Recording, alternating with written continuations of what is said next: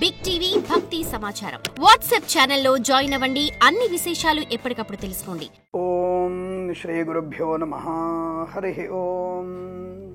శ్రియః కాంతాయ కళ్యాణ నిధయే నిధయేర్థినాం శ్రీ వెంకట నివాసాయ శ్రీనివాసాయ మంగళం. మంగళం కౌసలేంద్రాయ మహనీయ గుణాత్మనే చక్రవర్తి తనూజాయ సార్వభౌమాయ మంగళం. ప్రేక్షకులకి నమస్కారం. కాలజ్ఞానము అంటే ఏమిటి? బ్రహ్మంగారు చెప్పిన కాలజ్ఞానమే ఉందా? అంతకుముందు కాలజ్ఞానం లేదా? అంతకుముందు కాలజ్ఞానం ఉంటే ఎవరు చెప్పారు?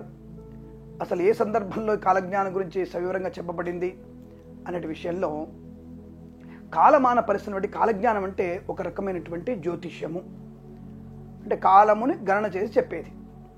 అంటే mathematical algorithm, mathematical information, what is the planet position, ఆ ప్లానెట్స్ ఎలా ఉంటాయి దాన్ని బట్టి చెప్పేది. కొంతమందికి ఉపాసనా ఫలితము ఉంటుంది, ఎక్కువ ఉంటుంది. అంటే ఉపాసన ద్వారా, అమ్మవారి ఉపాసన, అయితే విష్ణుమూర్తి ఉపాసన, శివుడు ఉపాసన ద్వారా కొంతమంది వ్యక్తులు దివ్య జ్ఞానముతో నేర్చుకున్నటువంటి కొన్ని విశేషాలు, ఋషులు, ఆ కోవకు చెందినటువంటి కొంతమంది మునులు, మహర్షులు, సన్యాసులు, యోగులు అనేటువంటి ఉంటుంది. దాంట్లో మనకి మన కాలమాన పరిస్థితులలో, అంటే మన తాతయ్యల వరకు తెలిసినటువంటి వ్యక్తి బ్రహ్మంగారు, వీరబ్రహ్మంగారు ఉన్నటువంటి కాలజ్ఞాన వేత్తగా చెప్పబడింది. మరి వారు చెప్పినటువంటి విషయాల్లో, కాలజ్ఞానంలో ఎన్ని రకాల విషయాలు జరిగాయి అని అడిగితే, కొంతవరకు అంటే భర్త లేని వాళ్ళు పాలించడం, అలాగే సన్యాసులు దేశాన్ని ఏలడం, బ్రహ్మచారులు దేశాన్ని పాలించడం, దక్షిణ భారతదేశంలో ఒక రకమైనటువంటి ప్రమాదాలు, ఉత్తర భారతంలో కొంత ప్రమాదాలు, ఆయన సమయానుకూలంగా కొన్ని చెప్పిన విషయాలు ఉన్నాయి. అలాగే కొన్ని విషయాల్లో కల్పితాలు, కొన్నిటిని కల్పన చేశారు. అంటే వారు రాసినటువంటి అసలు పుస్తకంలో ఇక మధ్యవర్తులు ఉంటారు, కొంతమంది ఉంటారు కదా, మేము గొప్ప వాళ్ళము, మా యొక్క తత్వం గొప్పది అనేటువంటి వ్యక్తులు కొన్ని విషయాలు దాంట్లో జొప్పించారు. అది కూడా కొంత మనకి కనపడుతూ ఉంటుంది. అటువంటివి కొన్ని 2000 సంవత్సరంలోనే మనకి భూమి అంతరించిపోతుంది, లోకం నాశనమైపోతుందని చెప్పినటువంటి విషయాలు కొన్ని. అంటే దాదాపుగా 40% వారు చెప్పినటువంటి బ్రహ్మంగారి కాలజ్ఞానం ద్వారా వచ్చిన విషయాలు అనేది కొన్ని జరగలేదన్న విషయం వాస్తవం. చాలా మటుకు జరిగినవైన విషయం వాస్తవం కనపడింది మన కళ్ళ ముందర. ఇందిరాగాంధీ పరిపాలించడం, లేక కొంతమంది బ్రహ్మచారులు పరిపాలించిన విషయం, సన్యాసులు పరిచే విషయం కనబడుతుంది, ప్రత్యక్షంగా కనబడుతున్నాయిగా. అలా అని చెప్పేసి ప్రకృతి వైపరీత్యాల గురించి కూడా కొన్ని విషయాలు చెప్పారు, అందులో కొన్ని నిజమైనాయి. కానీ మిగతా భూమి, భారతదేశం అంతరించిపోతుంది, భూమి అంతరించిపోతుంది, ప్రళయం వచ్చేసింది, ఈ స్కైలాబ్ వచ్చేసి మనల్ని నాశనం చేస్తుంది అనేటువంటి కొన్ని విషయాలవన్నీ కూడా అభూత కల్పనల వల్ల కొన్ని ప్రక్షిప్తాలు అంటారు. అంటే కల్పినటువంటి, బ్రహ్మంగారు రాసినటువంటి అసలు విషయం పక్కకు వెళ్ళి దానిలో కొన్ని కల్పితాలు తీసుకొచ్చేసి వాళ్ళు జనాలని భయభ్రాంతులు గురి చేసే వ్యక్తులు కూడా కొంతమంది వచ్చారు.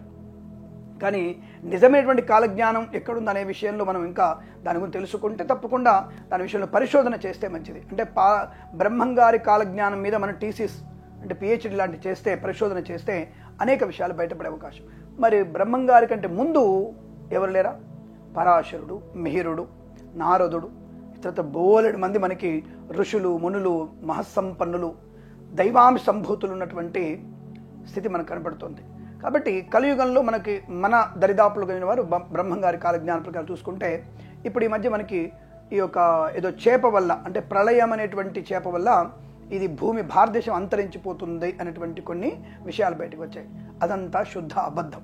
ఈ మధ్యకాలంలో మనకి ఇంగ్లీష్లో డూమ్ స్టే ఫిష్ అనే ఇంగ్లీష్లో చెప్పడం, దాన్ని మన వాళ్ళు ప్రళయ చేప అని బ్రహ్మంగారి కాలజ్ఞానంలో రాసి ఉందని చెప్పడం, ఈ చేప కనుక అది సముద్రపు ఒడ్డు కొట్టుకొచ్చేస్తే భారతదేశం అంతరించిపోతుంది అనేది చెప్తూ ఉంటారు. ఒకటి గుర్తుపెట్టుకోండి, మనకి కల్పము అనేది ఉంది, యుగాది అనేది ఒకటి ఉంది, ఒక్కొక్క యుగం ఇన్ని సంవత్సరాలు ఉంటుంది అనే విషయంలో. అలా మనకి 5,40,000 పైచిలకు మనకి ఈ యొక్క కలియుగం యొక్క ప్రమాణం ఉంది. దాని ప్రమాణం అంతా దాంతో ఉండాల్సిందే. అది త్రేతాయుగం 16,000 సంవత్సరాలు, తర్వాత 16 లక్షల సంవత్సరాలు, 8 లక్షల సంవత్సరాలు, తర్వాత 4 లక్షల సంవత్సరాలు అనేటువంటి ఒక విభాజం చేసుకున్నాం కదా. కాబట్టి కలియుగం అనేది 5 లక్షల సంవత్సరాల పైచిలకు ఉండాల్సిందే. ఇప్పుడు మనం జరిగేదే 21వ శతాబ్దము. ఇంకా కొన్ని లక్షల సంవత్సరాలు జరగాలి. కాబట్టి ఇప్పుడు మనకి భూమి అంతరించుకుపోయేటువంటి అవకాశము లేదు కాక లేదు, ఆ విషయం గుర్తుపెట్టుకోండి. కానీ కలిపురుషుని యొక్క ప్రభావం చేత హింస ప్రేరేపితమవడం, కొన్ని దుశ్చర్యలు ఎక్కువగా జరగడము, దానివల్ల ఒక ధర్మం మీద మరొక ధర్మం యుద్ధం చేయడము, పతనము, ఒక ధర్మం నాశనం అవ్వడము లాంటివి జరుగుతాయనే విషయం వాస్తవం. అది అన్ని విషయాల్లో కూడా స్పష్టంగా చెప్పవచ్చు.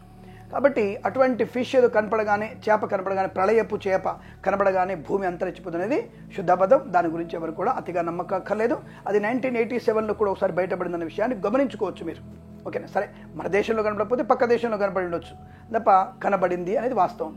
కాబట్టి అలా ఇప్పటికి మనకు కనబడి కూడా 5-6 సంవత్సరాలు అవి కనబడుతూనే ఉన్నాయి, ఎక్కువ కనబడుతున్నాయి ఈ మధ్య. దానిపైన మన దృష్టి పెట్టాం కాబట్టి ఎక్కువ కనబడుతుంది. అవి కనపడగానే మనకి ప్రమాదం జరుగుతుంది అనేటువంటి భ్రమలో ఉండకండి. మన దేశానికి అటువంటి ప్రమాదము లేదు అన్న విషయాన్ని గుర్తుంచుకోవచ్చును. అంటే ప్రళయ చేప కనబడగానే భూమి అంతరించిపోయేటువంటి అవకాశం లేదు. ఎందుకంటే ఇంకా సనాతన ధర్మము పరిడవిల్లుతూనే ఉందిగా.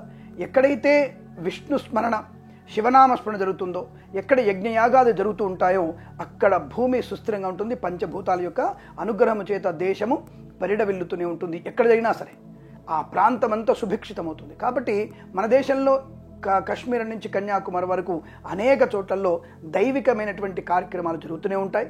ఆయా మతాల వారి ధార్మిక కార్యక్రమాలు జరుగుతుంటాయి. కాబట్టి మన దేశం సుభిక్షితంగా ఉంటున్న విషయాన్ని గుర్తుంచుకోండి. దాని నుంచి కంగారు పడక్కర్లేదు. శుభమస్తు. నమస్కారం. For more videos like this, subscribe Big TV channel.